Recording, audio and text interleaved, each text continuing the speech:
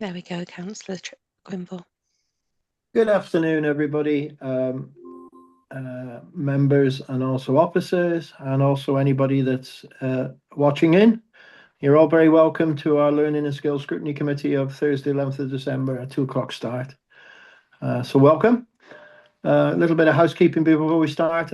We don't have any Welsh translation, so apologies to those of you who would like to speak through the Medium of Welsh today. We took a decision that our translator was double booked, and Councillor Bryn is absent from the meeting today, so we're hoping that everybody will agree with that decision. If you do want to speak in Welsh, obviously please do so, and we'll get somebody to translate it for us, but we're going without some Welsh translation today. We've got Councillor Carl watching in on a public session, so he's a local member to agenda item today. I've agreed that if at some point he wishes to come in or we need some clarification from Councillor Carl, Councillor Carl will come into our meeting to make comment if he so wishes to. So just that's the only bit of information which I'd like to share with you. Item 1 in your agenda is apologies. We've had a few apologies. Kath, just remind us, please. We have, Chair. We've got apologies from, as you said, Councillor Bryn Davies, and we've got apologies from Councillor Jackie Charlton, Councillor Jake Berriman, Councillor Rafe Devlin, all Cabinet members. We've also received apologies from Emma Palmer, the Chief Exec. Dr. Richard Jones, Director of Education, will be joining the meeting a little bit late, due to other diary commitments. Thank you, Kath. Are there any other apologies that we're aware of? If not, we'll move on. Just a point on apologies. We've totally recognised the apologies, and it's a clash of dates with the Public Service Board today, so we understand why there are so many absences from senior officers, but that's not a problem. Item 2 on your agenda is disclosure of interest, and similarly at item 3 is declarations of party whip. Anybody got either to disclose of at this point? Okay, on your silence, we'll move on to item 4 on the agenda, which is the minutes of a meeting held on the 13th of November 2025. In the first instance, they're pages 5 to 18 in your pack. In the first instance, can I just ask for accuracy? So is anybody happy to propose the accuracy of the minutes? Thank you. And a seconder? And all in favour on your silence?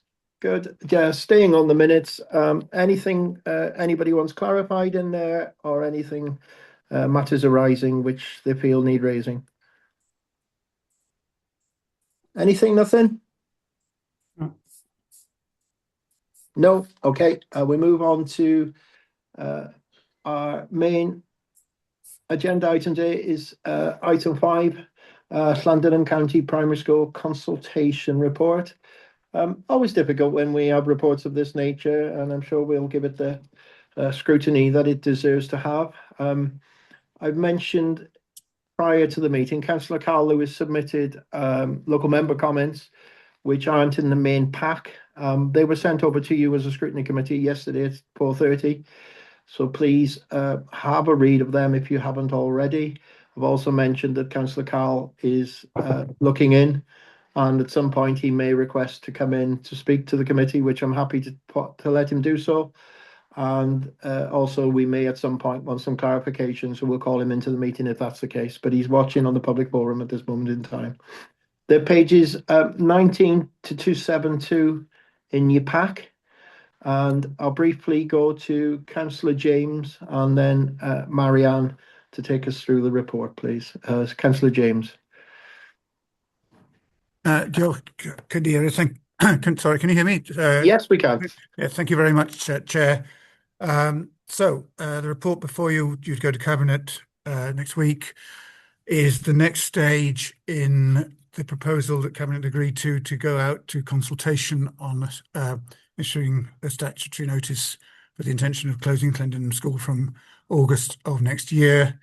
So this is the consultation report, and clearly we move if Cabinet agrees. And I have to say, as the portfolio holder, I'll be most interested to hear in the views of the members of this committee when I take it to Cabinet. I will, of course, you will, of course, have responded to the paper, but also, I shall be able to have my own views on what I hear today, which I think I'm waiting to hear with great interest. This isn't the end of the story, of course. As members will be aware, we would then, if Cabinet agrees to go to the next stage, then there would then be a period for objections, and then we will receive an objection report, and that will then lead to the final decision point as to whether we go ahead or not. So we're still partway through the process of what is, as members recognise, a lengthy and cumbersome one.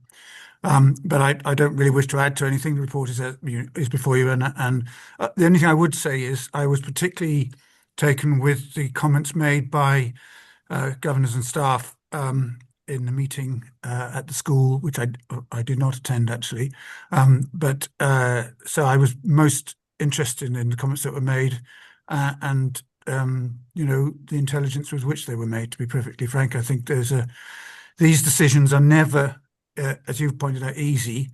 Thank you, Councillor James. And rarely are these issues black and white. There are always two sides to every story, and I think we as members are here to make judgments, and that's what this is about. So thank you very much. Thank you, Councillor James. Marianne, we'll come directly over to you. Hey, diolch. Pnawn da pawb. So you have in front of you a detailed set of papers.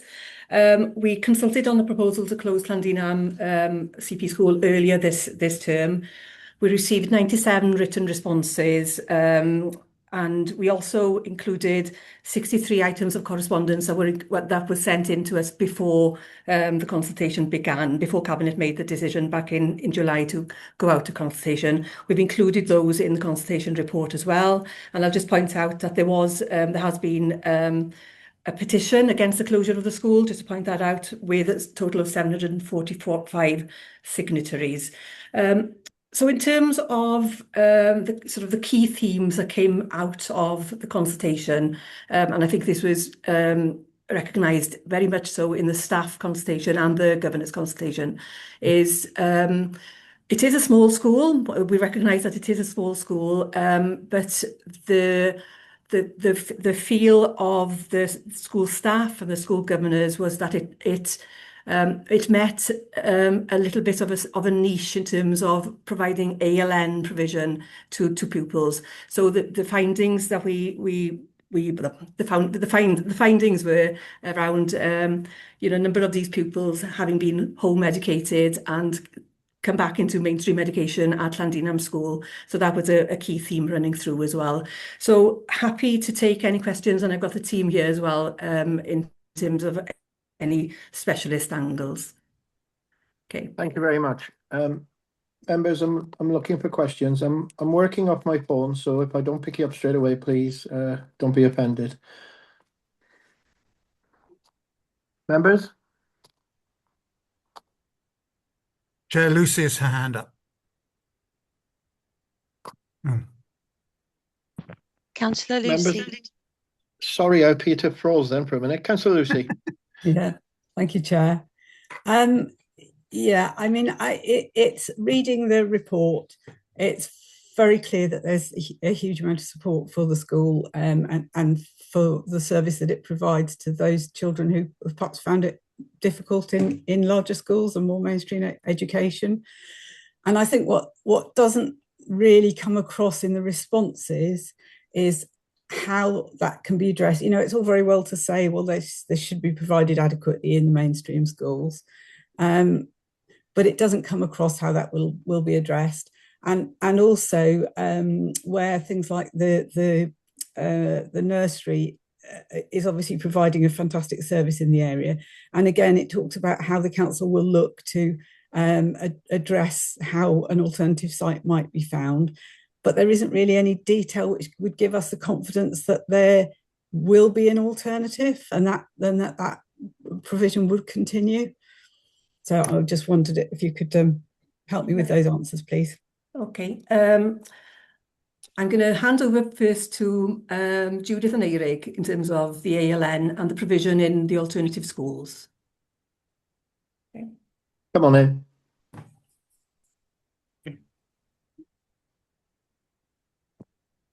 Eirig? Yeah, Judith. Sorry, I was waiting for Judith to go first. All right. No, go on, Judith. I think from an ALN point of view, whilst it is acknowledged that the children are having specialist care within the school they are at present at Llandegnan, we are quite confident that the receiving schools will be able to meet those needs. Both the receiving schools have a good reputation for meeting the needs of children with ALN. We have no concerns from an ALN perspective. There is a specialist centre in Llanidloes Primary School with specialist trained staff who offer outreach support throughout the school and also into cluster schools as well. Yeah, and in terms of the early years, the consultation is on about the proposal to close the school. We have started conversations with the earlier setting to see whether there is alternative provision within the area, because we would like to continue with the early years provision there. But in terms of the consultation, it is purely on the school.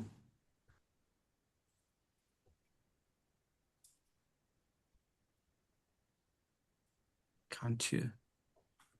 There we go. Gwynfor, you're on mute. Yeah, sorry. Apologies for that. Yeah, just to develop that a little bit further, it did take up a lot of our pre-meet in relation to the higher than average proportion of ALN learners in Llandinam. The consultation report, the concerns coming through that was that those learners would be lost in bigger cohorts. We can't see the evidence that isn't going to be the case. The report doesn't give the evidence that these learners are going to get picked up in other schools. Okay, that isn't strictly true.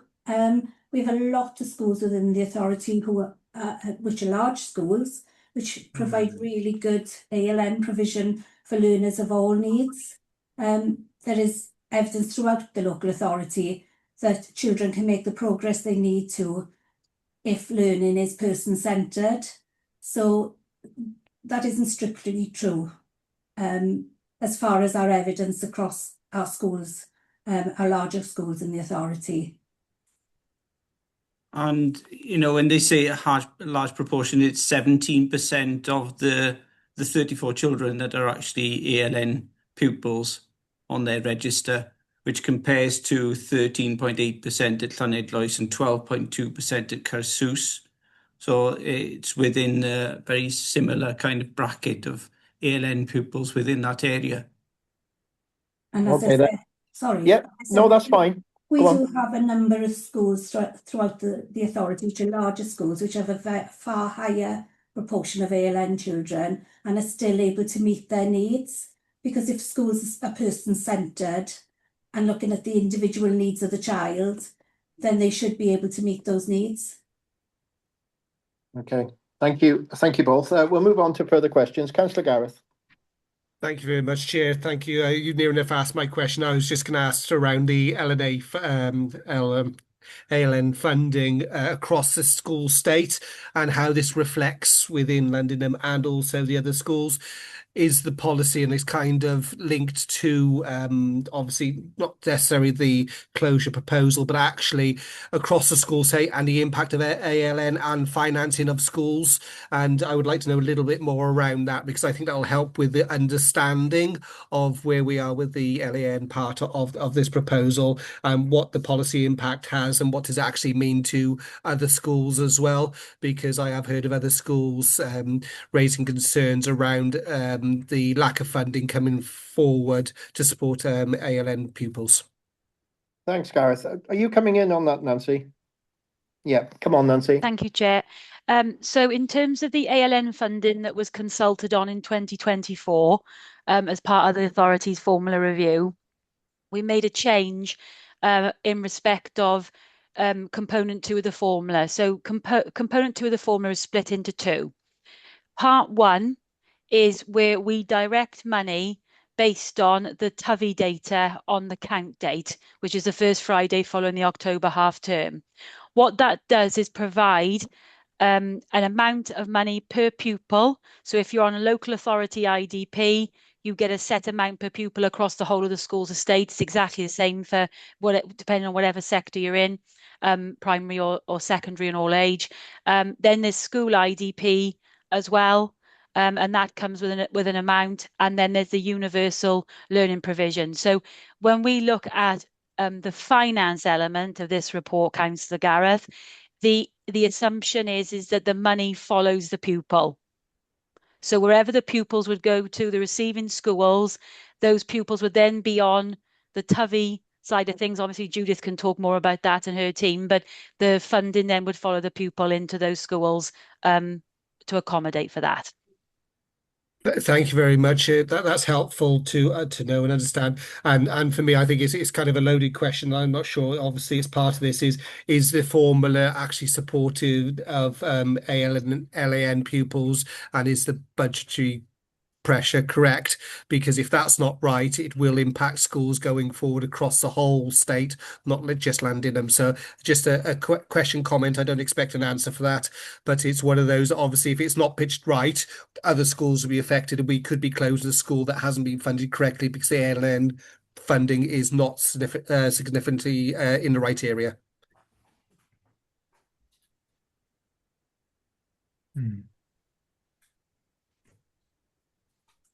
We'll move on to the next question. Thank you, Gareth. I did get thrown out for a minute then, so I'm back. I believe... He's done it again. You're on mute. Have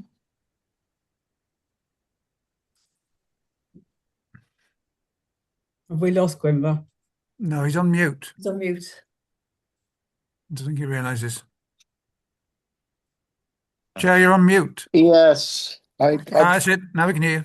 I got thrown out of the meeting for some reason then, so it's particularly difficult here. Councillor Angela, please. Thank you, Chair. I just want to explore, because this is complicated and it's clearly a very emotive subject, isn't it? And for the community, there's no doubt their passion for their school and the importance that they lay in the school within the community setting. But a few things have confused me a bit, because it sounds like a large proportion of the pupils are not actually from the community. They're being drawn into this school.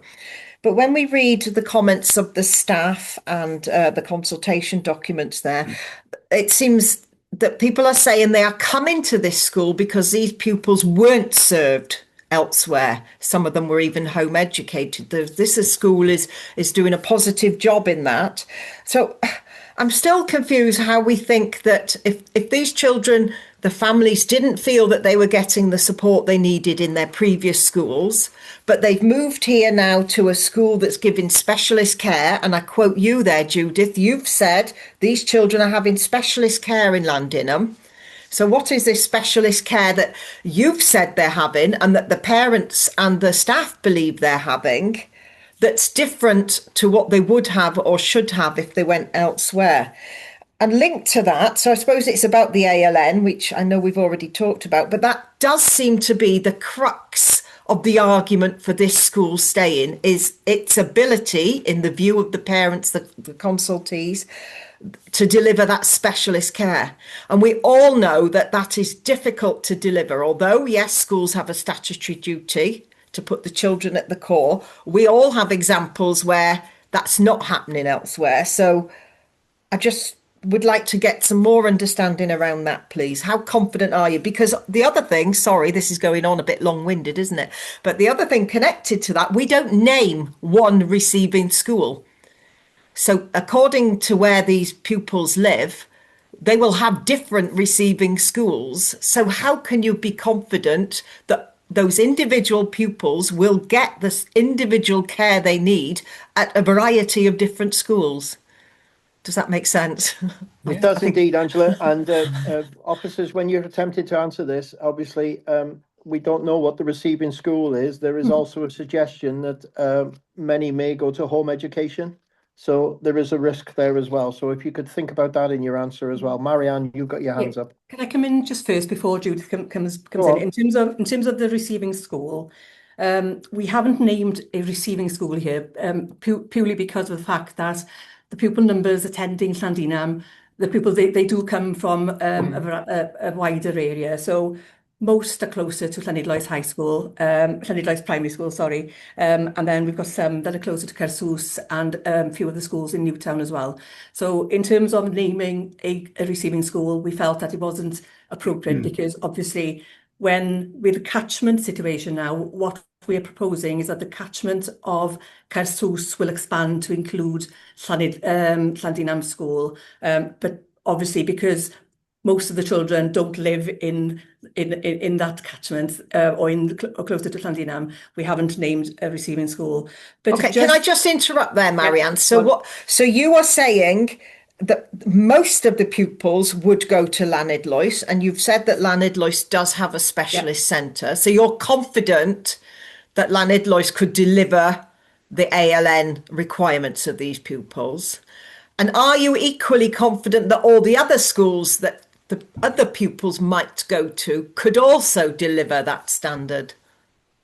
Just before Judith jumps back in to answer your point there, yes. So what we're saying is we know that 48% of the pupils on PLASC in 2024 lived closer to Llanidloes Primary School. Whether they will choose that school, that we don't know that, do we? So, but in terms of the list of alternative schools, just for the record, we've named Carsws Primary School, Llanidloes Primary School, Ysgol Dyffryn Trannon, Maes yr Handir, Penygloddfa and St Mary's are the ones that we've named as those alternative schools. So over to you, Judith.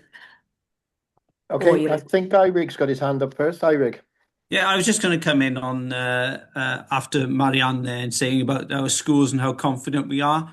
Yes, we are confident that they can actually cope with the pupils that are currently at Llandinam School and their needs as well. Reason we've got confidence there, not only have those receiving schools within the cluster had successful ESTIN inspections since May 2022, but also in our autumn term visits and summer term visits, which we conduct with our school improvement advisors, we're also doing monitoring alongside our schools now, and we can see the quality of care and support as well as the education that is provided inside our schools. So we're confident that the receiving schools would be able to cope with the support that would be necessary for those pupils and the educational development for those pupils as well.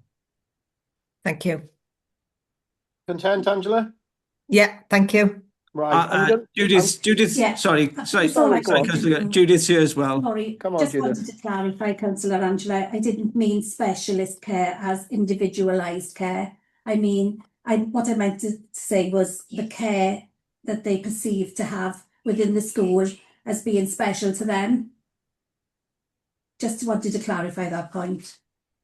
Okay, I'm going to go, Aled, I know you've got your hand up. I'm going to go to Councillor Gareth now, because we know Councillor Gareth wasn't expected to be in the meeting, and he's obviously joining us from a Belfast Skyland. So thank you, Gareth, for joining us. I'm going to come to you now, Gareth. Thank you, Chair, and apologies that I'm not in person, and apologies you may hear some sound of cars. I'm out walking. I just got a couple of points to make. The first one is around, I don't think this issue is around ALN. I think this issue is around the fact that Llandinam is delivering its education in smaller class groups, and therefore those pupils who struggle in a class of 30 plus are getting a better provision, individualized provision in a class of, say, 20 or even high teens. And I'm picking that up from both teachers in schools and also ex-Ofsted inspectors who's telling me that some pupils need that small class support. So I think there's an issue there that we need to take into account. I fully accept the point that Judith made. All our schools should be adapted to be able to cope with the ALN funding and that support. But I do agree with Councillor Gareth as well. I don't think there's enough funding in the system.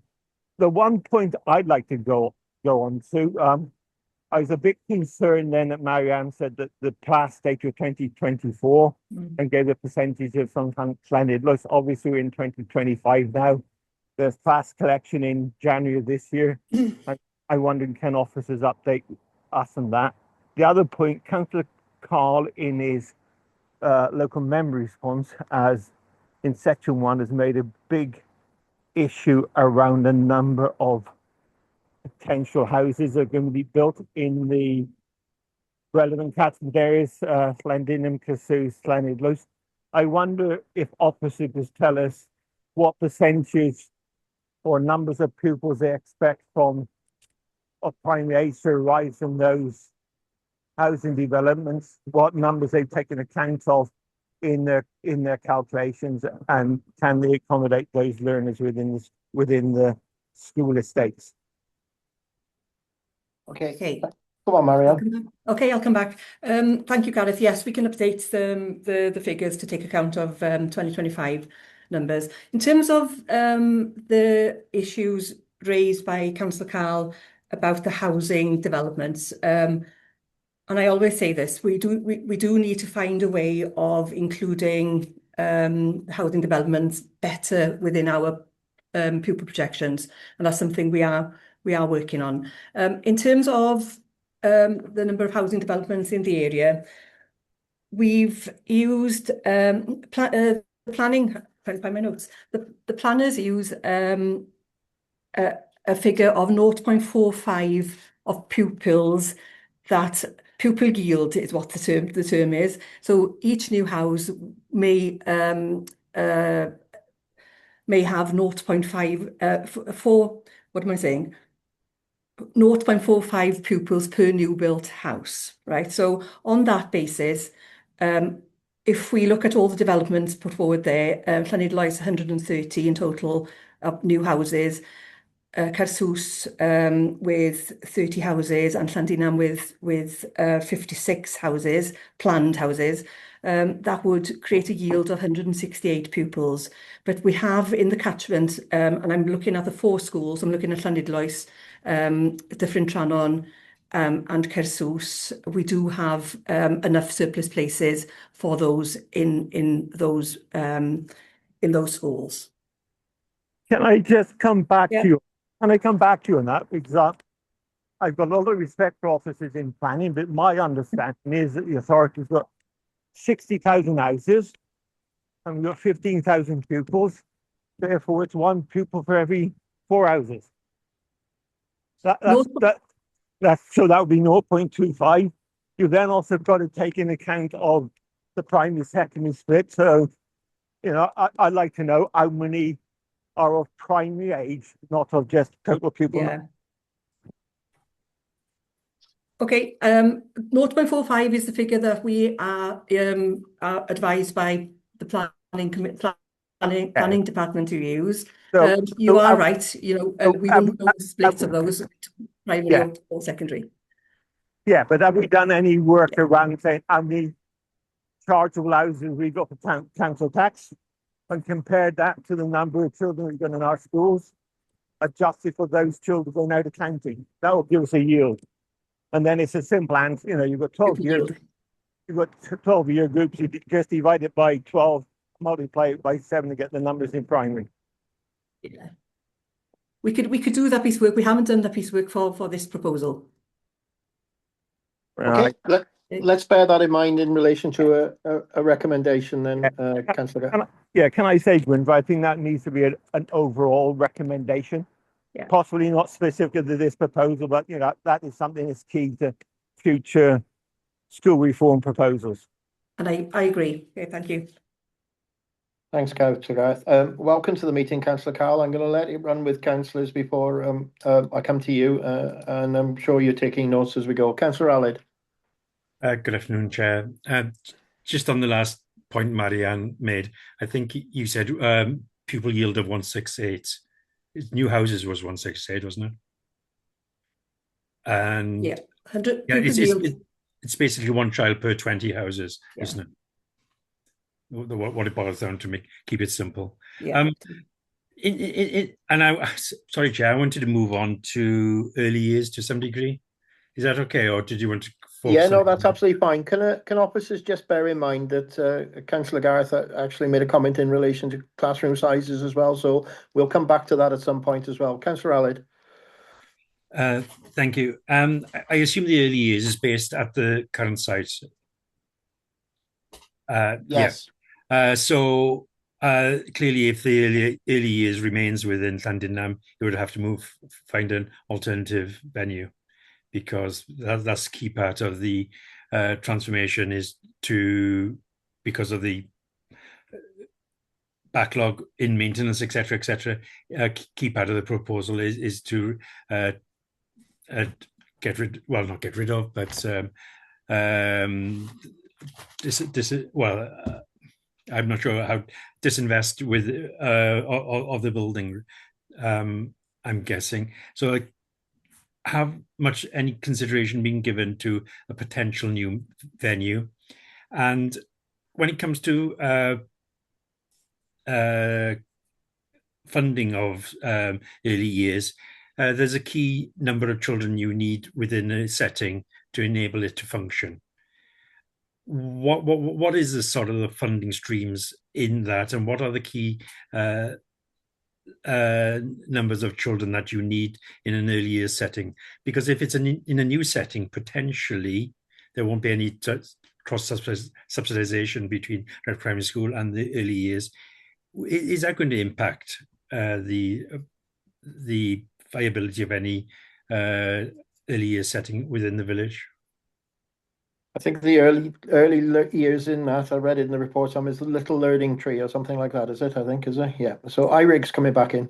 Yeah, thank you very much. Yeah, I can cover off the early years, and then we'll talk about class sizes as well.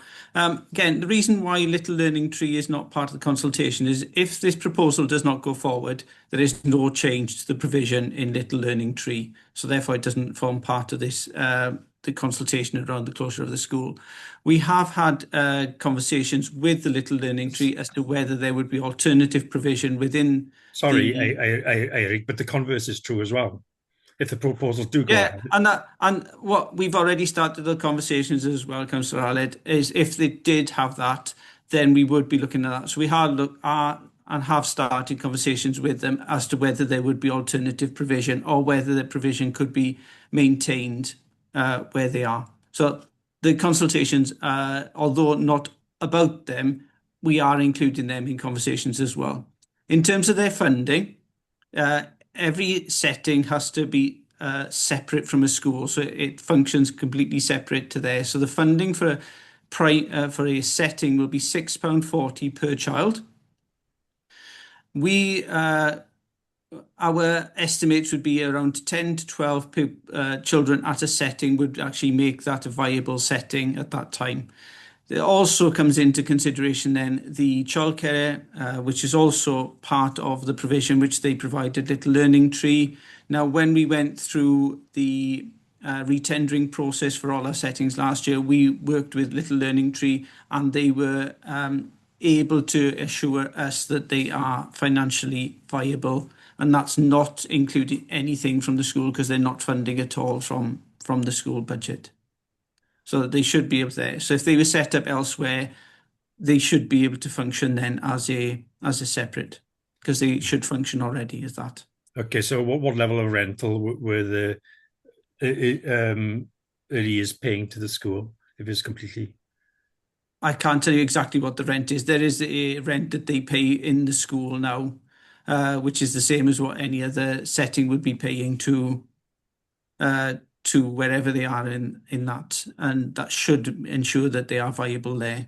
I can only talk about all the other settings as well. There is a set level which we insist on, so that they are providing that back to the schools. Okay, so, thank you. I just had one further question, small question really. there's a relatively small number of primary schools within this catchment of Llanidloes.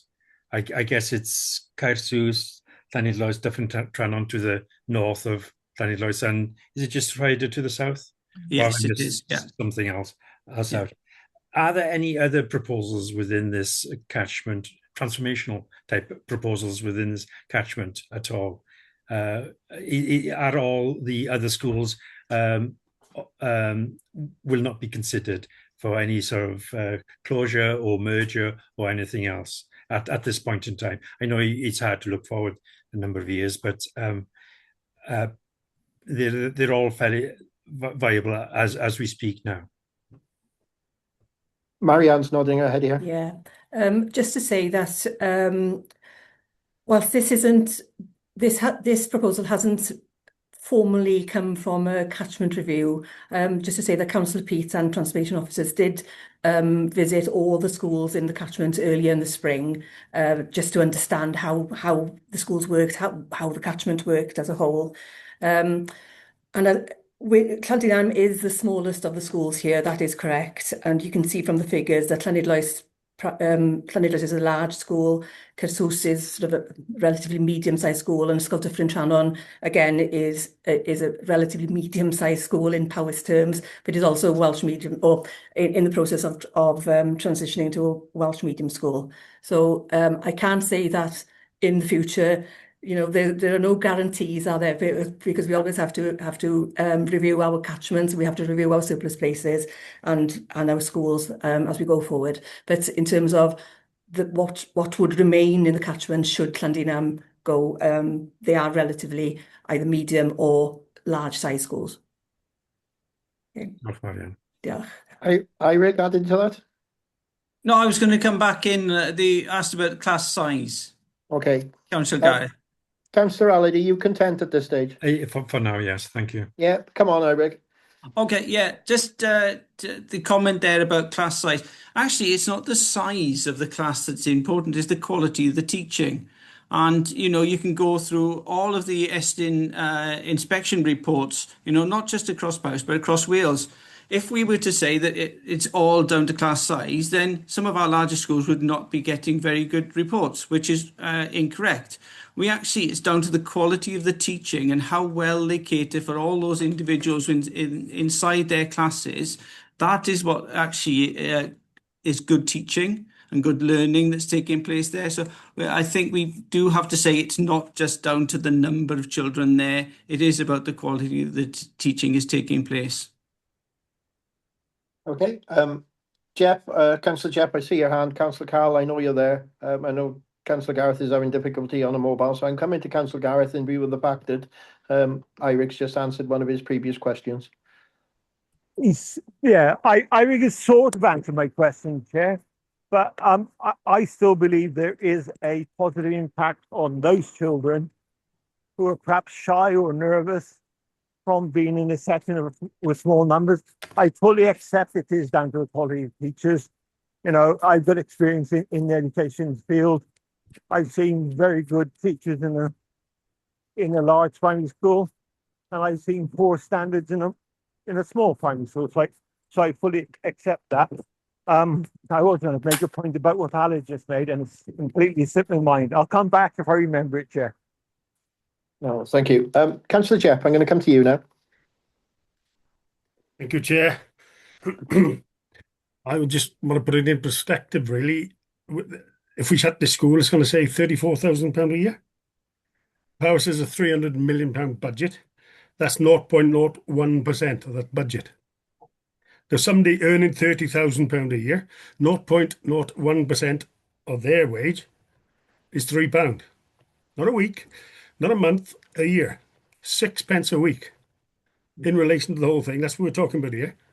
And I personally, I don't want to see this school, because these kids is too much of a risk. These additional learning ones, they're going to end up back at home. And I'm not a fan of that. They won't be integrated into the community, and they cost us more when they're later in life. Or you only want one of those children to go to a specialist school, and that will wipe out your 30. Because what is the cost per pupil there? I don't know, but it's 30 grand-ish. So I don't see no traction at all. And this council We recently voted to be a council of sanctuary, caring council. Where's the sanctuary for these kids? The sanctuary is Llandinam School. And straight away, the first opportunity we got, we're going to chuck the carpet from under them, close the sanctuary. So that's totally opposite to what we want to be, in my opinion. And we're going to hear some cozy words that how they can be, their education will be the same in the other schools. Well, it's obviously not, because they've tried that. The parents have tried that. It's cozy words just to satisfy our conscience. We can go and, well, we had to shut that school, but I don't agree with it. I think that these kids need, all they're asking for is a little bit of help. And in relation to, you think about it, if you were earning £30,000 a year, 6 pence a week, is that too much to ask?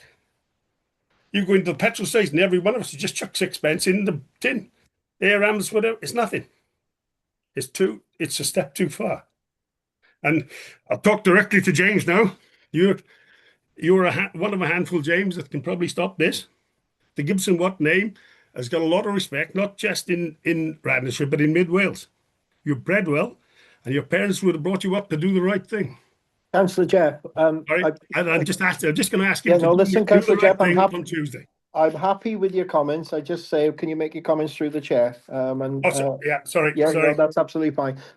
Please continue, but just be I know, aware well, that I'm nothing more to say, really. Obviously, my recommendation is to leave it open. Can you note that, please? yeah, no, that's absolutely fine. It was very emotive, and that's totally fine as far as I'm concerned. You raised in the initial statement, you raised about the 34,000 net annual saving. I think that's a very relevant point, and it opposites.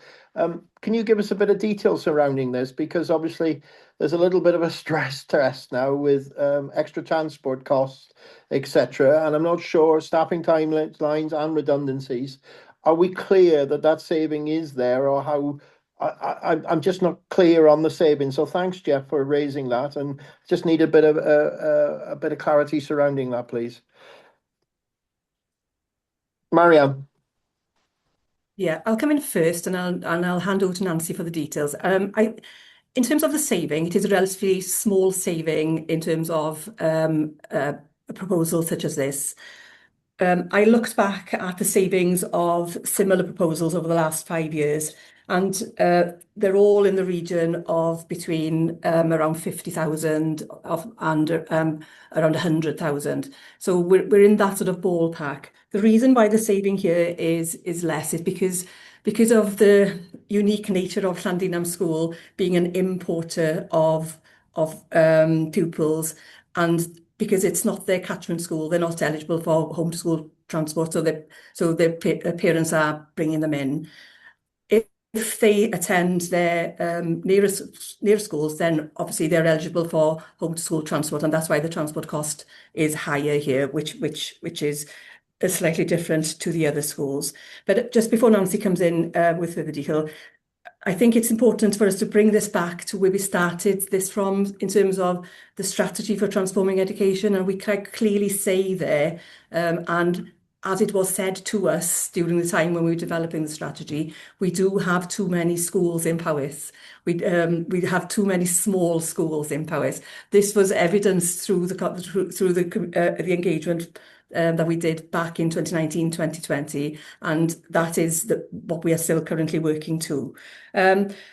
Again, the bigger picture here as well, if you think about the case for change for this proposal, there are 4 points. The first is about low pupil numbers. The second is about the high budget cost that results in per pupil. The third is around the fact that the teaching is in mixed age groups because of the size of the school in two classes and the impact of that educationally. And the last is around building condition. So 3 of those points are related to the size of the school, the small size of the school. And I think it's really important for us to remember that, in the bigger picture, coming back to it, we have too many small schools. Nancy, do you want to drill into detail on the savings? Thank you. Is that okay, Chair? Yes, go on, Nancy. Yeah, so in respect to the savings, the what's reduced the saving is where our assumptions around the receiving school, it depends where the pupil numbers lie within those receiving schools and the estimates that would go into them.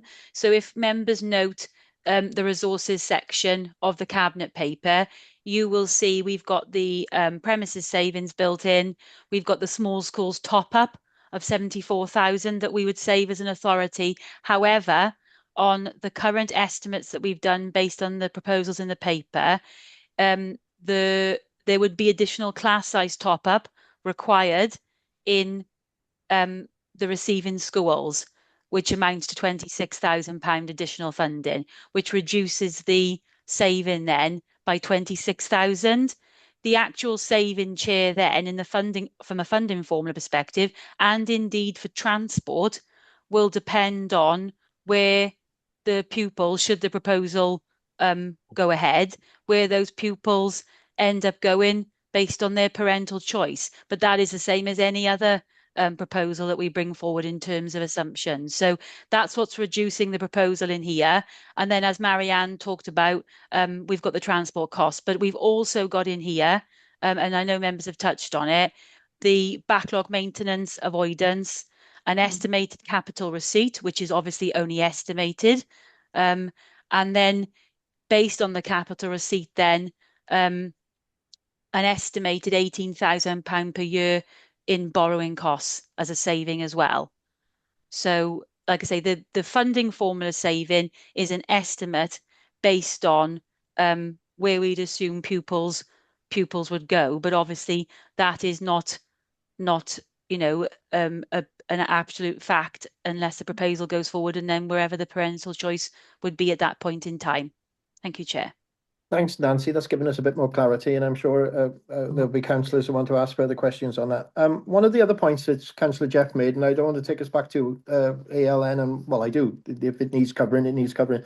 So he made the point that many of these parents had already considered other schools and have found, and he used the word sanctuary, and found sanctuary in Llandinum. Are we positive now that parents will accept schooling in other schools, or will they be home educated?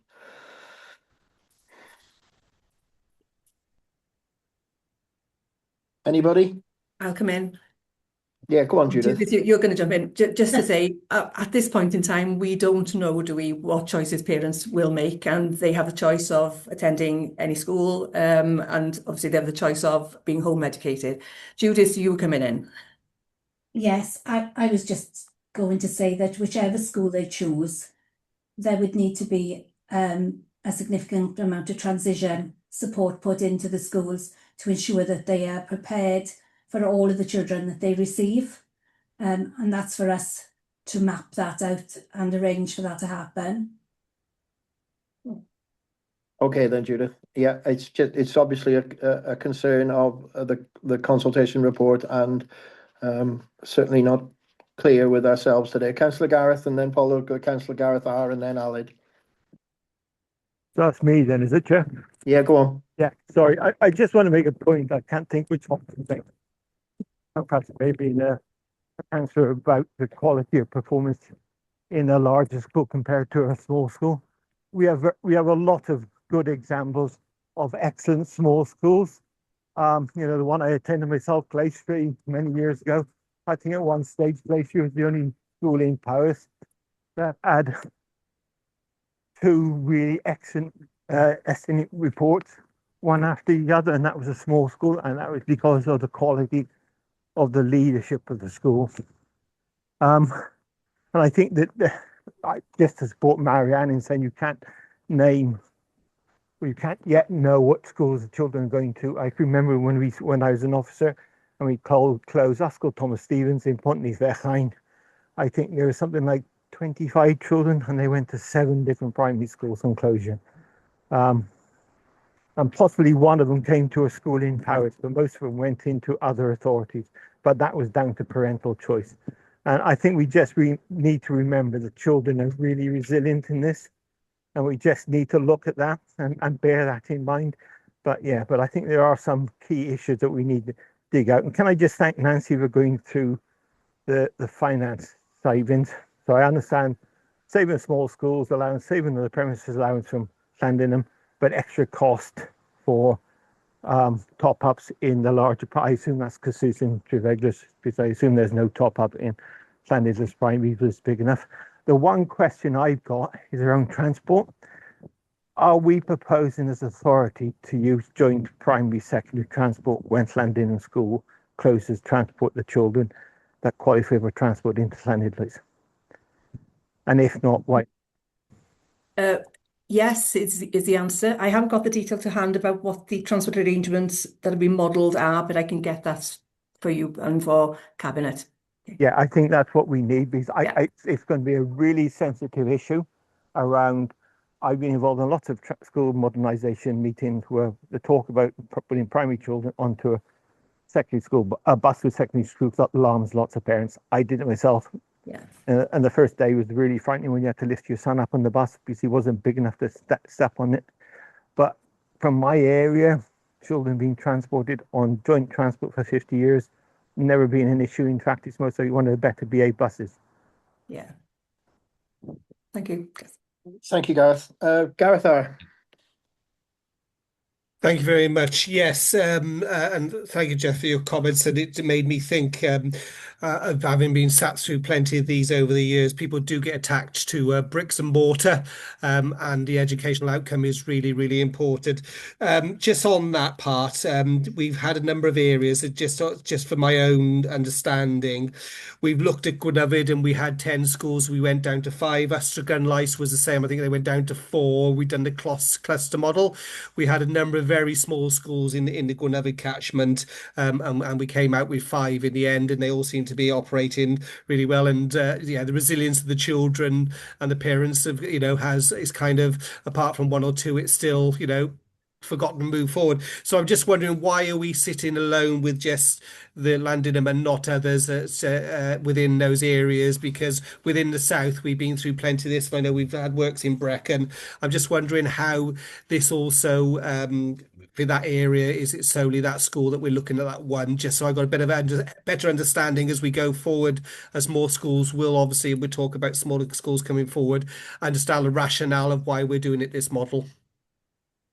I'll come back in on that one. So as I said, Councillor Peat and Transformation colleagues did visit the schools in a mini kind of catchment review back in the spring, and the conclusion was that the main issues in that catchment that needed addressing were related to Llandinam School, and therefore to go forward. As I said, Llandinlois Primary is a large school, Cyrsus and Dyffryn Trannon, both medium, with Dyffryn Trannon also on the Welsh medium journey. And then Rhaeadr is obviously to the south of the catchment, and is also a large school. Okay, thank you, Marianne. Councillor Allard, followed by Councillor Angela. Thank you, Chair. Just quick comment on the buses, the use of or sharing buses. Potentially, some of these could be public service buses as well. That's another step as well, to put very young children on public service buses. But I don't know the bus routes well enough in this area to fully appreciate that. My main question was around where the children, 60-something% come from outside the catchment. Which catchments do they come from? Because there might be significant influence on transport costs when you understand which catchment they come from. Okay, they come from the Llanidloes catchment mainly. So Llanidloes, Cyrsus. If there was no school in Llandinam, 58% of the children would be closer to Llanidloes Primary School, 32% would be closer to Cyrsus. So those are in the Llanidloes catchment. Then we do have a few pupils who travel down from Newtown. So their closest school are Maes yr Hanner and St Mary's. So there are unlikely to be transport costs with those Newtown children, certainly won't there. And I guess the others would be, there'd be a bus running in on those pathways already. So, okay. Thank you. parents got to be aware that just because this school is closing doesn't mean that they will get free school transport. Yeah. Just does go back to the transport policy. Diolch, Marianne. Yeah. Thank you. Councillor Angela. Yeah, so one of my questions has just been answered. I was curious how many children are actually in the catchment of Llandinum. So it's less than 40%. Yeah, so it's a tiny number, isn't it? So if the council had a policy that you could only go to your catchment school, this school just wouldn't be viable anyway. So do we run a risk? So first of all, I want to be clear that it is obvious that Llandinum is well loved there in its community, and I think we all understand and respect that. And the family, the school family, are very passionate about their school. But is this a kind of middle class, wealthier parents option? Because if all those parents who are travelling into this school are doing under their own steam, they're not entitled to school transport. What about those that might have chosen it but don't have that option? They can't afford to, or they don't have the time to. That's just a statement, really. I'm just thinking out loud, and I'm not making any judgment on anybody of that. But I do wonder. All the conversation seems to be about the fact that we have to save this because it's a small school. And I do get that. I understand that. My older children went to a small school that has since closed. Therefore, my younger children went to a larger school. And I genuinely believed that that larger school could not deliver that quality of care, of education, of involvement, of belonging that the small school delivered. But I was wrong, because actually the bigger school delivers all that and much more. And when I'm looking at the pupil numbers per class, we've got year one here, 5 pupils. I mean, that's just, if your child just doesn't gel with one of those other 4 pupils, they've got no friend for life. That's a long time in school without your best buddy, without your peer group. How do they play football? There's not a football team in that year group. There's not a rounders team. I don't think you can even enter the Bobby Buzzers quiz with your year group. So I'm just thinking of all the extracurricular things that these children are being prevented because there's just not enough of them. And that concerns me, because although the school, we're being told, is providing really good academic skills, it clearly cannot be providing all the extracurricular stuff that is really important. Not all our children are going to be academically. They need to be able to excel in other things as well. So that concerns me a bit. And the other thing I wanted to ask, we talked about the list of schools. We've talked about here the saving, and Councillor Jeff has made the point that the saving is actually quite small in the scheme of things. However, when I look at how much money per head of pupil we are spending here compared with other schools, there does seem a disparity and an unfairness. Those bigger schools, what could they do with that extra £2,000 a head per pupil, or a portion of it? That would make a big difference, wouldn't it, to all the other schools? And then the last thing, it talks about what will happen to the school building and the school house should the school close. So I just want, are we absolutely sure we own that? Because there have been examples in the past where schools have closed and it turned out the local authority didn't even own the building. So there was no option to sort of generate income from a sale in the future. Okay. On that one. Thanks, Angela. There's a lot in there.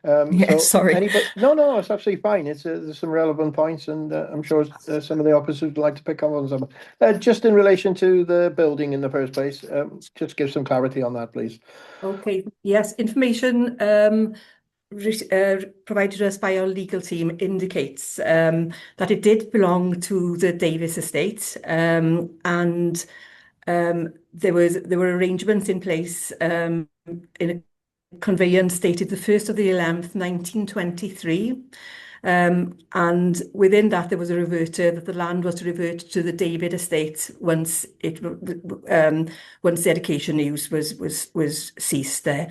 However, this was released in a deed in 1981, so this no longer applies. Therefore, the council owns the buildings and the land outright. So that's the information we received from our legal team.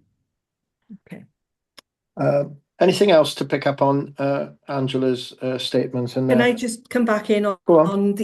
on the equity angle and the pupil cost per pupil?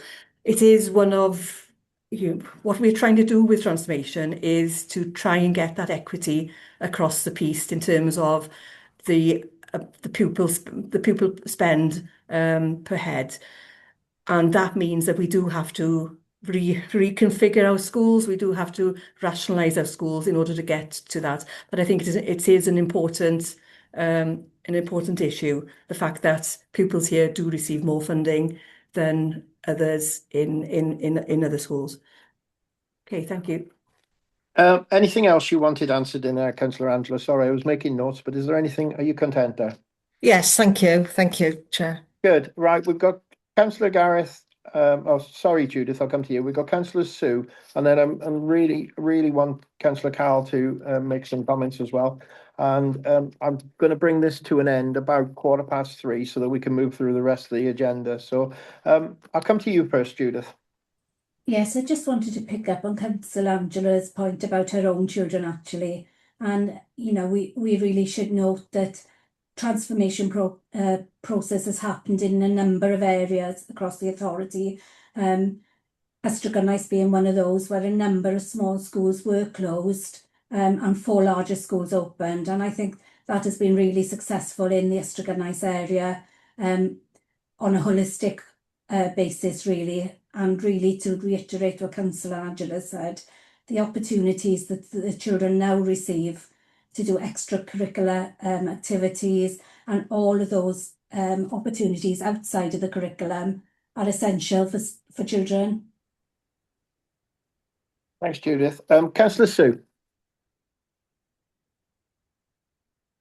Thank you, Chair. Everything I wanted to say has been said by Angela and now by Judith. I'm quite in agreement with everything they've said. We resisted, we fought against the closure of all the schools, but we were wrong at the beginning. And I was one that supported it going forward, and we should have rolled it out throughout the county then when we did that. So I'm quite in agreement with Angela and Judith. Thank you, Chair. Thanks, Councillor Sue. Councillor Gareth E. Gareth, your microphone, please.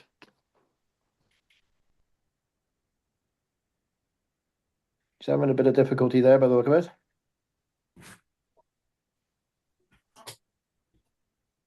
Okay, Councillor Gareth, we'll go to Councillor Allard and then we'll come back to you. Councillor Allard. Just very quickly, every time we talk about school closures, the Ystrad example is rolled out. But we still have 4 schools within a 4-mile circle of each other. So it's a highly populated area with 4 schools really close to each other. And it's a ridiculous comparison compared to rural Powys, where children have to catch a bus at 7:30 in the morning. And some choose to go outside the county, which has happened in my area. I understand the arguments about having larger cohorts and trying to equalise funding, but it's impossible to equalise all funding. And, you've got to have some people call it a rural premium on delivery of services within deep rural areas. So it does. I had a school closed in my ward, 2 schools closed in my ward over the last couple of years. One I supported because of the very small numbers and closeness of other schools. The other one I didn't. And in the one I didn't support, 1/3 of the pupils have gone across the border to Shropshire, and they will not be having any chance of an element of Welsh medium within their learning. So you have got to be careful when you're trying to say one thing worked in one area, it'll be fine in another area. We got to take every school one at a time and understand the issues involved. Every school is different. Thank you. Thanks, Charles. No question there, sorry, Chair. But yeah, I'm going to come in to say I agree with Councillor Allard. Whilst the Gwynedd transformation, the Instructional transformation, etc., saw a reduction in the number of schools. There was also a big capital investment in those areas as well. Exactly. We have a capital program we've got a program of investment around it, and we know what's going to be in that program. We know the cost of our capital projects. There are some issues that we have to tackle before we wait for the capital funding to be available. So I think we're in this kind of world at the moment where we do have to look at each individual area, each individual school, and address those issues, regardless of whether we wait for capital funding to be available. So I'm just sort of supporting Councillor Arlett in what he's saying there. So every area is different, but we do have to take these decisions when they are required. Okay, thank you. Thanks, Marianne. Well, Gareth's got his mic off now. Welcome back, Gareth. Yes, thank you, Chair. Just two very quick points. I would agree with Marianne about needing to have equality, but I wouldn't agree with Marianne that it needs to be equality funding per pupil. It needs to be around equality of provision in terms of education, both through teachers and learning support assistants. The other factor I was going to ask the question, am I right in understanding that in our overarching transitional paper for education transformation, we're looking at through schools in each of our catchment areas?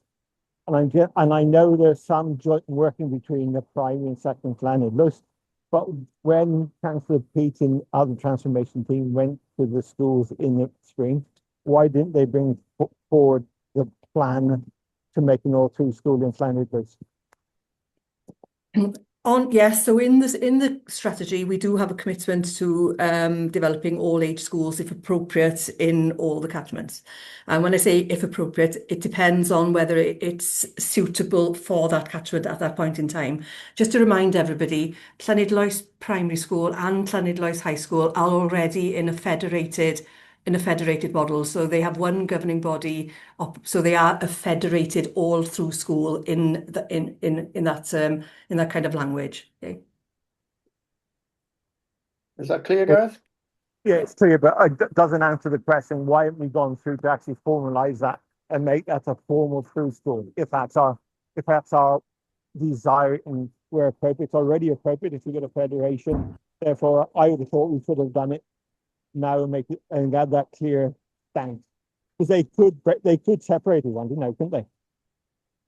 You're right. They could choose to separate. I think it's about looking at where the pressures are, where the case for change really is, where our priorities are in terms of transformation, and at that point, the formalising that or merging those two schools wasn't a priority. Okay. Thanks, Marianne. Councillor Lucy. Apologies, Carol. I will come to you, and I know what I'm trying. You will recognise what I'm trying to do, Councillor Lucy. Yeah, sorry, Carl. It was just that we haven't talked about option 5. Aston raised the issue that option 5 didn't appear to have been considered as thoroughly as it might have been, and I just wondered if you could add any more information to that, please. I'm guessing that one of the issues would have been that there would probably have to be a new build there, but perhaps you could provide some more information. Yeah, just from memory, I think option 5 is merger. The options that we assessed were all related to arrangements between Carsws and Llandinam in various guises. So option 5 was around closing both schools and opening a new school on the Carsws site. And option 6 was the option around closing Llandinam outright.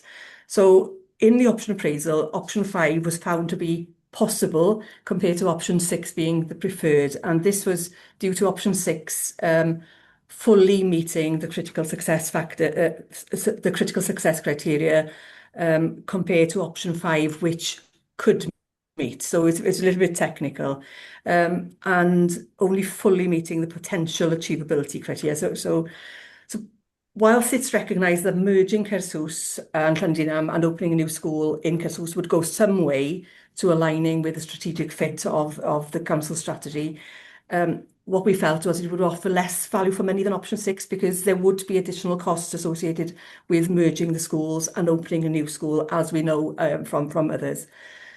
We also felt that a management of change HR process would be required across both staffing bodies, which seems unnecessary given that there are sufficient spaces in alternative schools for the pupils currently attending Llandinam. And again, coming back to the value for money arguments, there would be additional officer time required to support that management of change process as well. So does that explain it? It's a little bit technical. Yeah, thanks, Marianne. It was one of the questions which I was going to ask, and whether the financial aspects were compared. Can I just say as well, I think in the consultation report, we do acknowledge that we could have strengthened that explanation in the consultation document, should we have explained that a little bit further. So we've taken that on board. Yeah, because Appendix B does actually state that it could meet all tests. So that was, I think that's where the crux of Lucy's question is coming from. Councillor Carl, I am coming to you now. Just for those watching in or not quite sure, Councillor Carl has asked to come to the meeting. I've granted him an allowance to come in. Carl is the local member for Llandinam, and it's not a precedent because we've allowed local members into our scrutiny committees previously. Carl, firstly, we recognise how difficult this is for you because we can see today that it's difficult for us as members and also officers as well. So, Carl, I'm going to give you the opportunity. Please be as concise as you can. We have read your email, which we've discussed at length, and everybody's acknowledged that they've read it as well. Welcome, Carl. Thank you very much, Chair. I attended Llandinam School, and there was a comment from Councillor Angela that year groups of 5 can't do any extracurricular activities. I was one of 5 in my year in Llandinam School. We went on to have many football teams, rugby teams with neighbouring schools. One of our pupils went on to play at a very high level and actually scored more goals than Messi at one point in one season in the Welsh Premiership. Now, some of the points being raised here about planning when it comes to housing, I believe the calculation made by planning is for open market value housing. It is not for social housing. And indeed, a lot of the planning applications that are coming before committee at the moment and under delegated powers are for social housing. And as we know with social housing, there tends to be a high proportion of children attached to those people moving in. So that throws that equation totally out the water.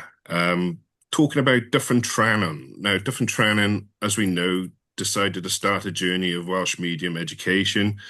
Much to the annoyance of most of the people in the Trefeglwys area, and a lot of those parents chose to pull their children out of that school and take them to Caersus. Now, Caersus Primary School was of less numbers than Llandinam, and now it benefited, because they're the closest school from Trefeglwys, benefited from numbers over 90 pupils. Also, it has been mentioned that the pupils that attend Llandinam School are brought in by their own transport, so the parents bring everyone in, so there is no burden of transport costs to the authority. Just want to pick up on the building condition. We've had 3 independent builders, 2 electricians, including myself. I got almost 30 years experience in the industry, go round that building, and the building is sound. The 300,000 that's been quoted there is a bit of a wish list. It's improvements to Green Agenda and not really impacts on the children studying in the school. We don't have any buckets out collecting water, unlike some of the catchment schools that have been proposed for these children to go to. Mixed age groups, educational outcomes. I don't see anything wrong with mixed age groups. I went to Llandinam School. My sister went there. We've done very well in life. My best friend works for Boeing Airways, Boeing Planes. So we've all done very well. I've got another friend who works for Zurich Bank. We all went to Llandinam Primary School. We all done very well. Education outcomes were brilliant. the Estin reports, we've had non-stop really good Estin outcomes. And when the Welsh Government used to use the traffic light system, we had almost 20 years of green all the way through, unbroken. No other school in the area in the Llanidloes or Newtown catchment can hold that up. We've got excellent educational outcomes, so that dismisses that point. Then there was the question around who the building belongs to. Now, it is correct that it did belong to the Davis estate, and some of it was handed over to the authority, but no means by all of it. And the Davis family wouldn't have done that. They wouldn't have jeopardised the school in any way for Powys County Council to make a quick buck on it. No way. Where I'm really concerned is, as we've heard, the largest cohort of pupils comes from the Llanidloes area. Now, when we talk about the Llanidloes catchment, Llandinum is part of the Llanidloes catchment. That's what we're talking about here. Now, the children that have gone to the children that have gone to Llanidloes in the past haven't got on there. They haven't succeeded there. Even the mainstream children have gone to home education because they're shy, as Councillor Gareth pointed out. They're Gareth E. Jones. They are shy pupils and they have excelled. And we've got a history of this going back over 30 years of bringing out children to go to high school that are ready for high school. Without Llandinum, these children would suffer greatly.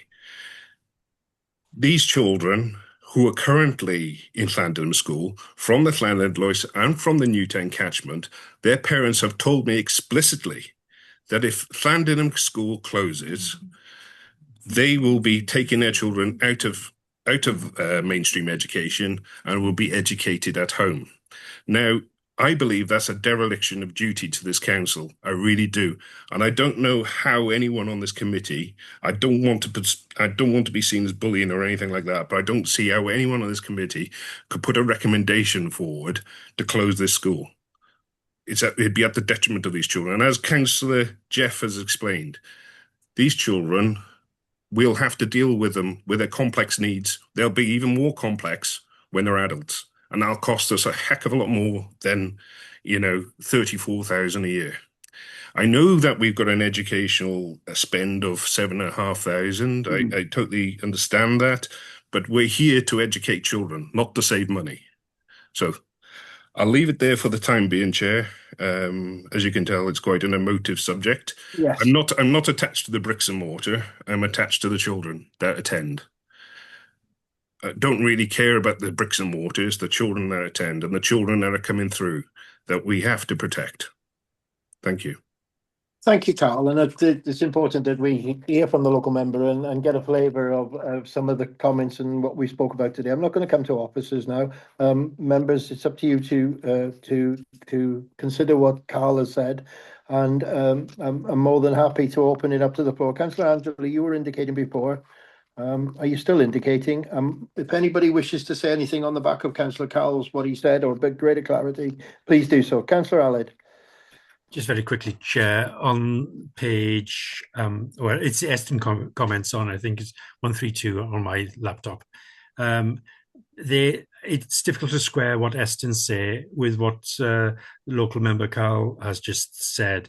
In their summary, they say it's Estin's view that the proposal is likely to at least maintain the standard education provision of the area.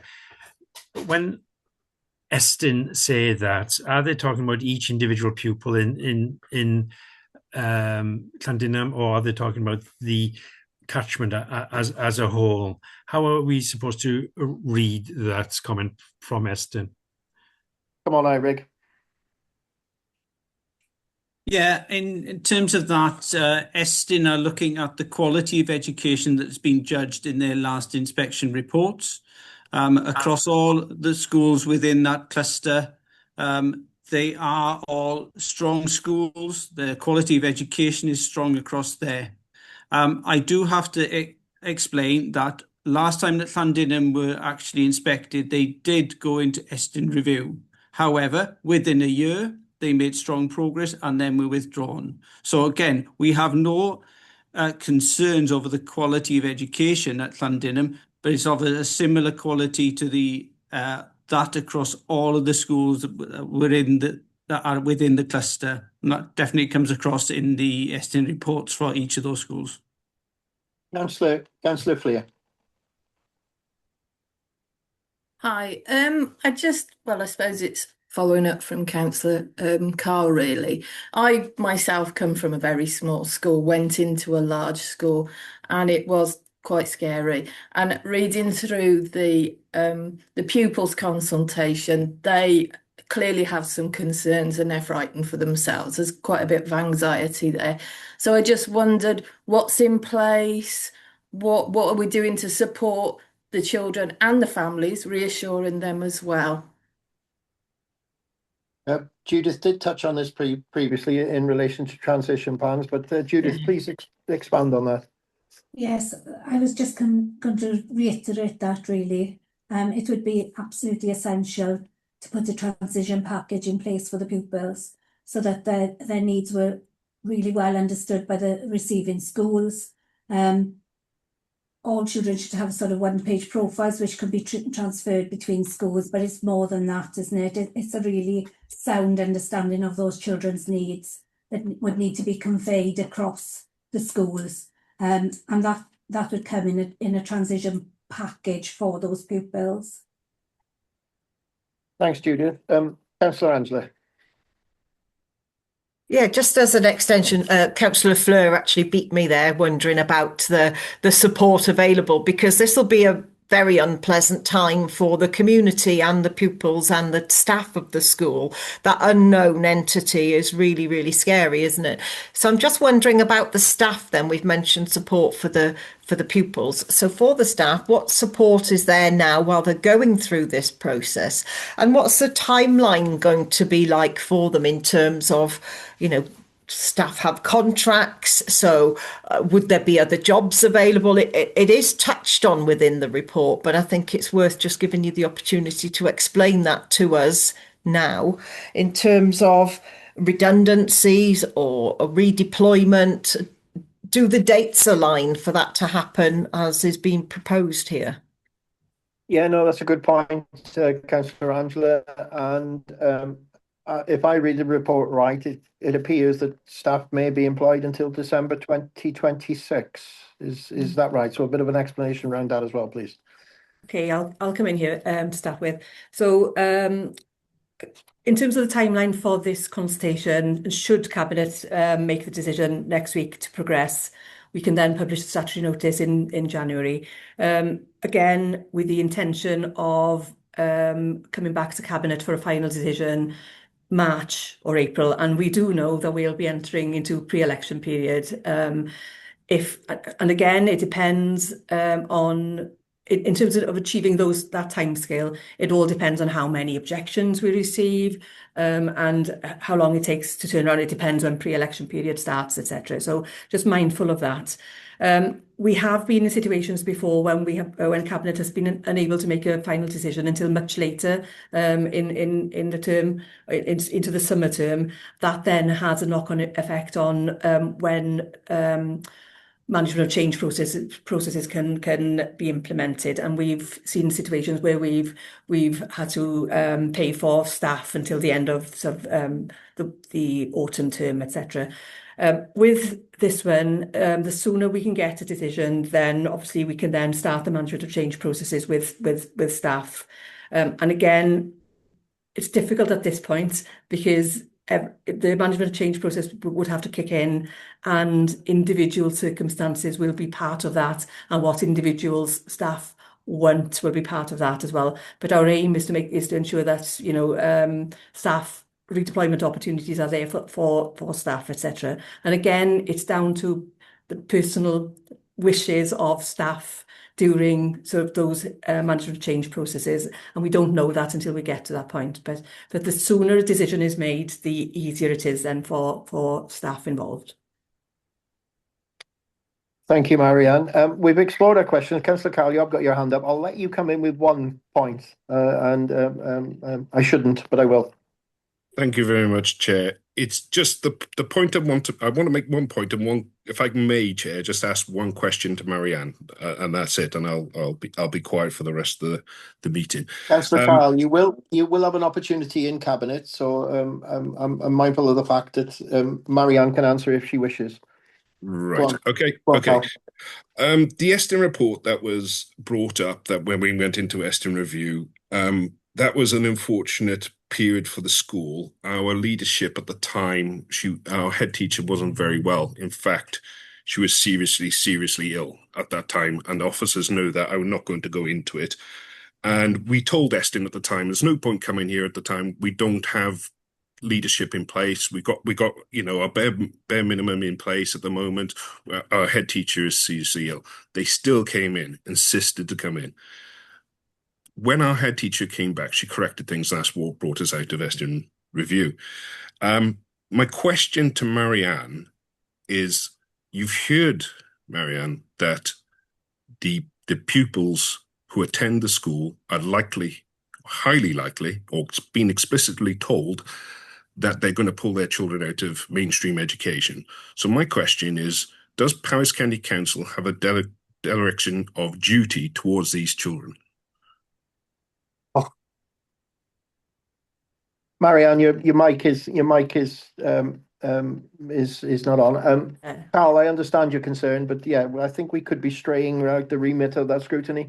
I'd much rather if you ask that question outside the meeting or in cabinet. Thank you, Chair. Sorry, Carl.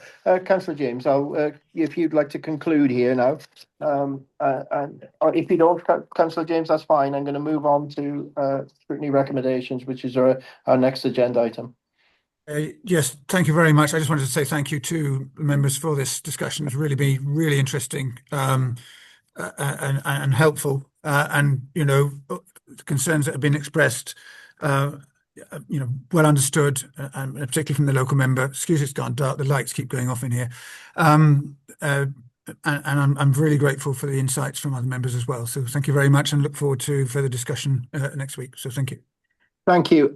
Thanks everybody for contributing to that. If it's okay with everybody, I'm going to go to item 6, which will scrutiny recommendations on what we've discussed today. So open to recommendations. I've made a list here. Councillor Cowell mentioned before about us committee making a recommendation to close the school. The recommendations we will make today will be either to help Cabinet understand the concerns, clarify some concerns, and just help them in the deliberations in their decision. So we won't be making a recommendation to close or keep the school open. We will ask some pertinent questions or recommendations. Councillor Lucy. Yeah, thank you, Grover. I would like to see more information about the proposed building in the area, and as Councillor Cole mentioned, this seemed to be basing their calculations on very low potential numbers of children, and perhaps we should be looking at house sizes rather than just whether it's a house or not. Because some of them might be 1-bedroom flats, some of them might be 4-bedroom houses, and that might give an indication of how many pupils might be attending the schools. Yeah. But what we really don't want to do is to be closing schools and then finding that we haven't actually got enough space for those children who then live in the area. So reporting data on housing growth, really, remodelling of that, and a bit greater clarity so that the Cabinet can understand that. Yep, no, good point. Aled, Councillor Aled. Just a quick one on early years. I had heard what the officers said, but disappointed that the options haven't been further developed at this stage. So there's a real, to give the community a certain amount of certainty if the closure was to happen. But I acknowledge what the officer said. I don't know if they could strengthen that somehow. Okay, thank you, Councillor Aled. Councillor Gareth. Yeah, just following up from Aled's point, it's around the issue that, well, sorry, it's Lucy's point, sorry, not Aled's. It's around the issue of in that paper around how the authority takes account of housing developments for future proposals. I think it's no good saying that planning tell us this, that, and the other. I think we need some evidence around that to say what are the actual number of pupils coming from a certain number of houses. The other point I was going to raise is that we haven't, in his local member comment, Carl mentioned that there are going to be 6 extra pupils starting the school after Christmas. I'm wondering, could that figure be checked, and then what the savings would be forthcoming if those numbers were funded? Because I suspect that the savings would reduce significantly because the small school top up would reduce under new if we apply the new formula. And I think the figures need to be shown before and after the new formula as well. Everybody clear on that? Councillor Angela. Sorry, Chair. Can I just clear up on Gareth's point? I thought it was a single intake of children now into his schools, or are these moving from other schools? Unless you have pupils transferring from other schools. Yeah, no, that's what the clarity I wanted, really. Yeah, mid-year transfers. I know they're out after the counting date before Nancy comes in, but I think we need to look at that, what it would be if they were funded. Just to put some, because it could be that we're actually closing school and it's going to cost the authority more to close than actually save. Thank you. Sorry, Angela. Sorry, Chair. Yeah, Marianne's got her hand up. Sorry, Angela. The microphone, Marianne. I was just going to come in because it wasn't mentioned in the actual meeting. So just to say, Councillor Carl, in Councillor Carl's response, he's suggesting there are more pupils joining the school in the January, so pupils that have moved into the area. So just to confirm, two applications have been processed for January already. So we'll take that into account. Yeah. Thanks for that clarity, Marianne. Angela. So thinking about the funding and potential saving or not, I'd like to see some figures for the additional transport costs. So I know we don't know exactly where the parents will choose to send, but we do know what catchment. So if the children went where we think they should go, according to catchment, we must be able to cost that. So does that transport cost outweigh the saving of closing the school? I think that's worth investigating. And I really do think we need to say something about ALN, because this whole thing from the parents, from the community's perspective, hinges on the ALN. So I think to justify this, we need more evidence of the receiving schools being able to deliver that standard of care. So there must be something, ESTIN inspections or something that we can refer to give some confidence to those parents, or not, as the case might be. Yeah, no, I think you're right, Angela, and Judith spoke about transition plans. I think that needs to be one of our recommendations, that you know, those individual transition plans are More rock detail. solid. Yeah. So I'm ticking off my list here. So we spoke about transport costs. Also modelling of that transport, so I think that's interlinked with what you're just saying there, Angela. We also need I fully understand what you said about the building, Marianne, but the local member has raised doubt about that, so we need some recommendation that this building is under the ownership of Powys County Council. Yeah. Yeah. Anything else we needed to add to it? We've had quite a lengthy discussion. I've been making notes as I'm going along, so I'm just thinking of recommendations. Yeah, just to add on the buildings, Chair. I would question the value that's in the report on the building, because that seems to be out of line with what appears the county is receiving from sales of other old schools that will close sites. I think we're talking 400,000, and that seems high compared to other school sites. Okay, Marianne. I can clarify that. So I think the estimated value of the site here is, I can't remember, it's 300, I think off the top of my head. Just to say that Irvine Valley sold for 200,000, and then Ardwyn sold for higher than that. I think nearly the 375 or something. So just to clarify that's those are the figures that we've recently sold. But knowing Irvine Valley and knowing this site, I'd rather put my £5 against Irvine Valley than against Planting. Because Irvine Valley is a lovely flat site, Llandinum is not flat, is it? Yeah. Maybe slightly bigger, I don't know. I'm happy to have this discussion and getting a bit of greater clarity on that, but we didn't have that discussion in our agenda item. So, The other thing around ALN, Gwynfor, and this is a difficult one because I don't think it's a recommendation specifically to Llandinum, but when I was listening to the conversation around ALN, a lot of it just felt to me this is a county-wide issue that we've got. I know I've got issues with ALN in a couple of schools in my area, and it's how we take that forward as a county, as a scrutiny committee outside the paper on Llandinum. Yeah, no, general discussion on that in our pre-meet. Yeah, you're right, Gareth, and we will be discussing ALN in our January meeting. So hopefully we can get some greater clarity surrounding that then. I'm not sure recommendation is or not, but there seems to be a little bit of confusion in relation to local member comment and what Esting are telling us and the exploring of that option 5 between option 6.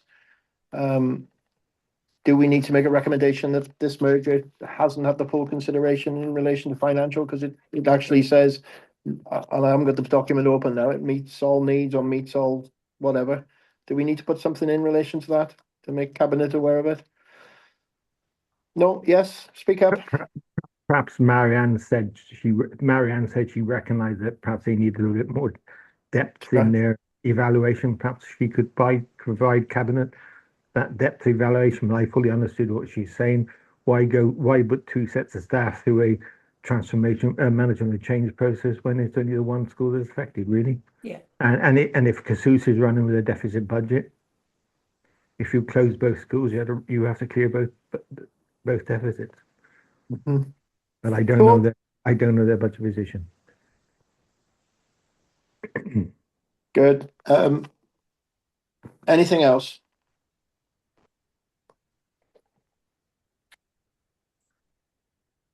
There was a comment from Carl, Chair, about federation. I'm realising that. Okay, sorry. Yeah, I'm sorry, but that'll be an opportunity for Councillor Carl to raise at some point. Yeah. Let's try and keep it to our scrutiny members if we can, please. Councillor Abbott. Go on. No, sorry, I'll let Ali go first and I'll come back in. Go on, Ali. Yeah, it was a miss of me about not talking about wraparound care, and the conflict of that between when pupils have to get on a bus and that wraparound care isn't available, and that's a unique, where pupils can walk to school or it's a big issue for many families, but I guess we didn't talk about that in the scrutiny area, so we can't make a recommendation around that. But no, you're right, but it's a genuine concern, and also after school clubs as well. If there's no extra bus or anything like that. Exactly. Yeah. Yeah. So yeah, we didn't discuss it in the meeting, but there's an opportunity there for somebody to pick up on that when it's in Cabinet. Yeah. Anything else we need to add to that? I was just wondering, was there anything that we need to make a recommendation on or note following our training session for chairs and vice chairs yesterday with Bethan? Okay.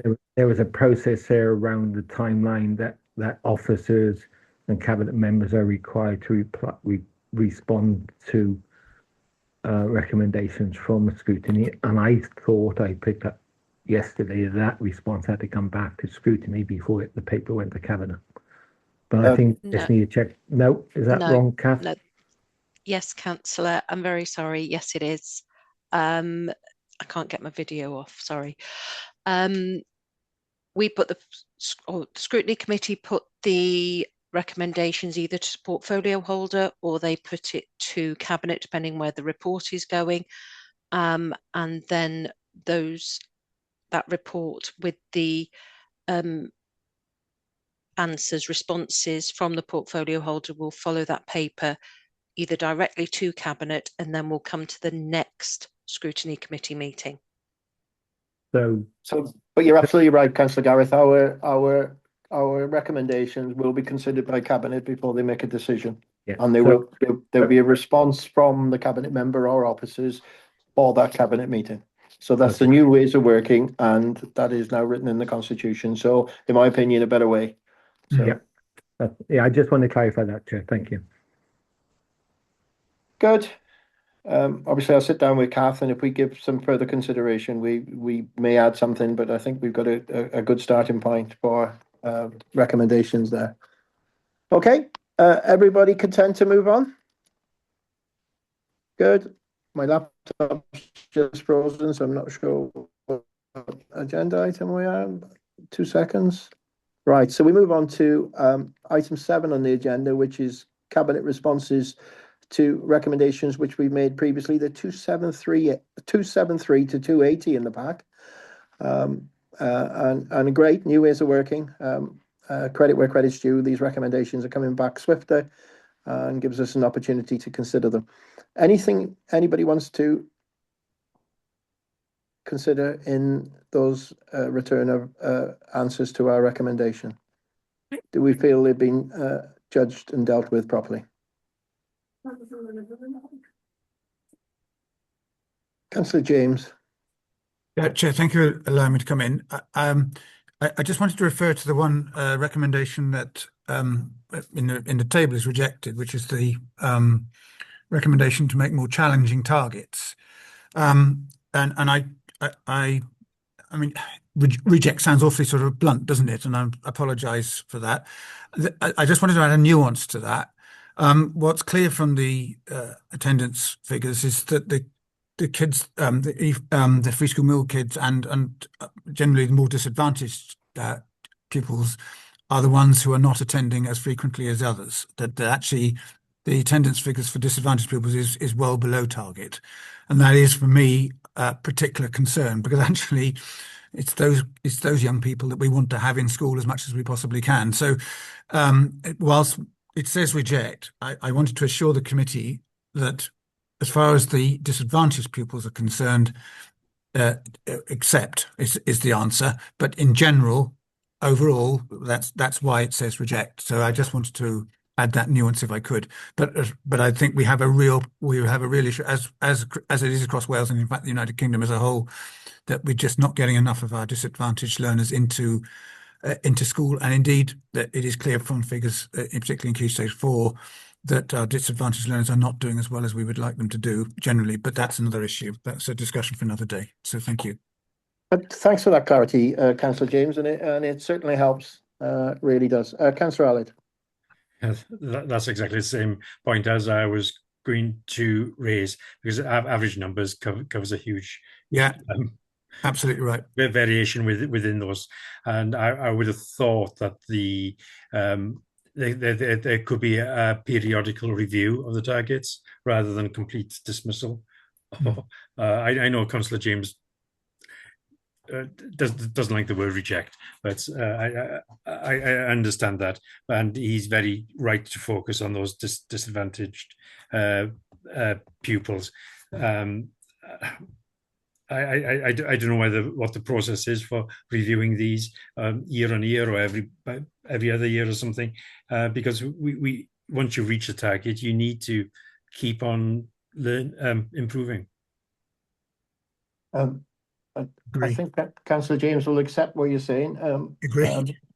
Agreed. But if you feel strongly about it, Councillor Allard, we can write to the portfolio holder and say that we don't accept the rejection. And Councillor James has already explained that. So are you happy to have that minuted and monitor going forward, or would you like us to write to the portfolio? Well, the portfolio holder is here, and he'll take on board what's said. But reviewing the target is important. Thanks, Angela. Well, to my mind, Councillor James has replied saying what we were seeking in our recommendation. So surely, really, that is partially accepting, isn't it? Because we all agree that it's those challenging pupils. Possibly where we're wrong there is that our recommendation wasn't clear enough. But as Councillor Allard said, it is those challenging pupils whose attendance perhaps is lower was where we were targeting. But that takes us on to our recommendation 3, which says here partially accepted, although it says, however, this can always be further improved and we seek to do so. Again, that is exactly what our recommendation was asking. So surely that's accept, and we're on the same wavelength and we're agreeing with each other. So interesting how our recommendations have been interpreted by officers. I guess it's in how we've written them, but surely if we were all in the room together when we discussed them, we're all on the same wavelength. So to me, that's a really positive, and I would suggest that those all want moving along one channel. So where it's partially accept, you've accepted. Where you've rejected, actually you've partially accepted. And I think as a committee, we should be pleased with that. Yeah, we are pleased. Councillor James, box it off. James, your microphone.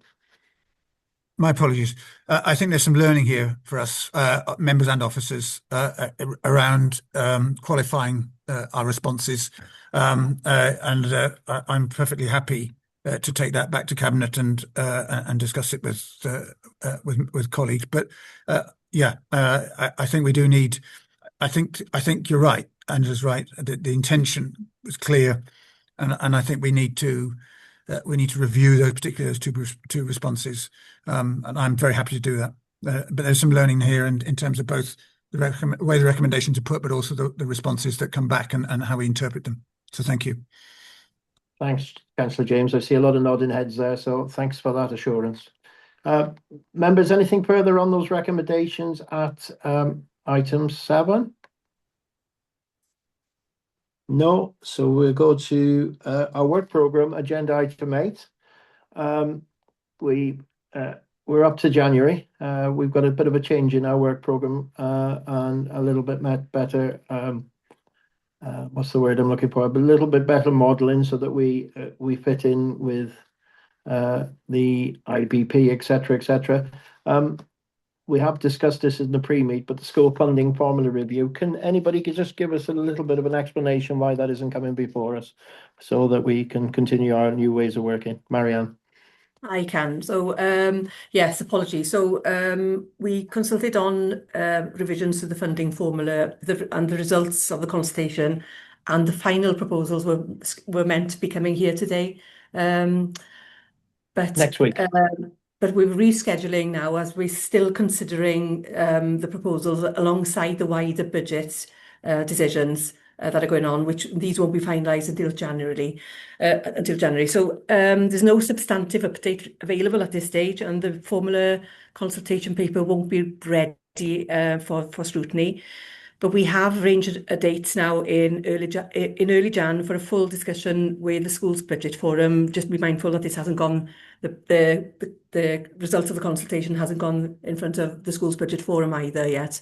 However, if we do that, then this will allow the forum to be fully consulted on proposals as required by under the 2003 regulations. So we will revisit this once the proposals and budget context are confirmed in January. So big apologies that this wasn't ready for this session. Yeah, so we're trying to get that into, we think it's going to come on our 29th on our budget scrutiny meeting. And moving forward, Marianne, do we believe it'll be January every year now? Yeah, we'll consider that. Well, yes.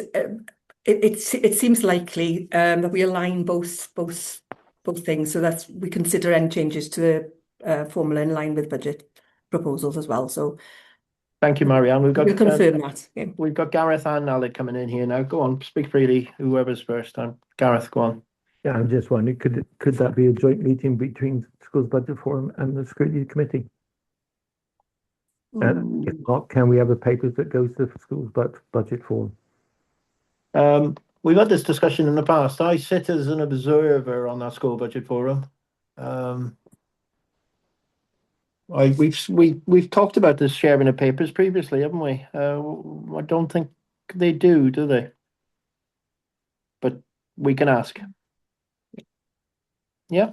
Okay. Councillor Gareth. No, that wasn't. Oh, Councillor Aled, sorry, you look alike. I'm so much younger.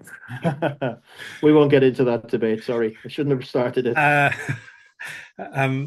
Gosh. What is it? What are I going to say? Yes, I'm glad Marianne talked about looking at the funding formula and looking at the envelope of the delegated budget. Will you have an opportunity to run those figures through, and so you can see the impact on the various sectors within the school estate? So when we do scrutinise the final budget decision about the hopefully there'll be a slight increase in the budget going into the schools, so we see the impact flowing through to the individual schools. Yes, to run the modelling, yes. So we'll see that at scrutiny stage before the budget. I will have to confirm, Councillor Aled, but I can't see a problem with it. So. Oh, definitely. Yeah. Good. So that boxes off that. So that will leave us with what have we got in January then? Okay, so so we got budget plan. Oh, of course, that's next week's meeting. Budget, financial planning, and the draft IAs. So that will be a single item. Just to remind members that there is an option to attend that in person.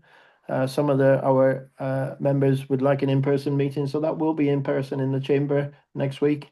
So hopefully we can have a reasonable attendance. Now we've made the decision to do that. And then you can see what's in store for us in January. And as usual, any requests to put anything on the work programme, please do so today or write to myself and Kath, and we can give them some considerations. Councillor Angela. Yeah, I'm just flicking between documents.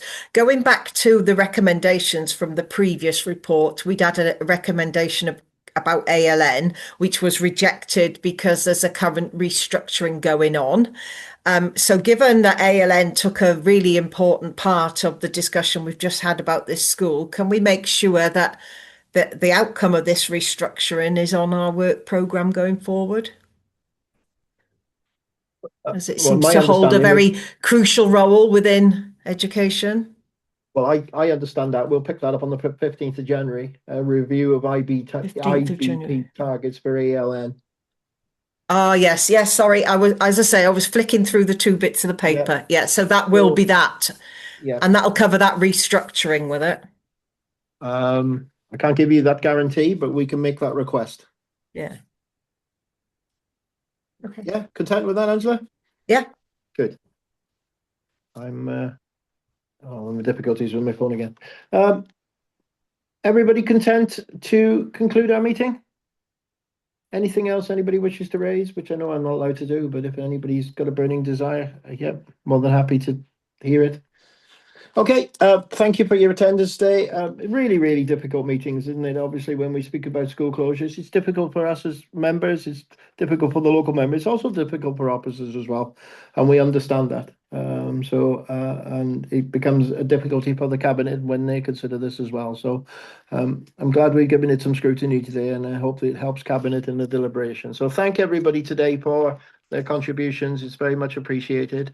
As usual, we can stay online after the meeting once the recording is finished, just for members, just to have a quick debrief on how we think we've done today. Thanks, everybody.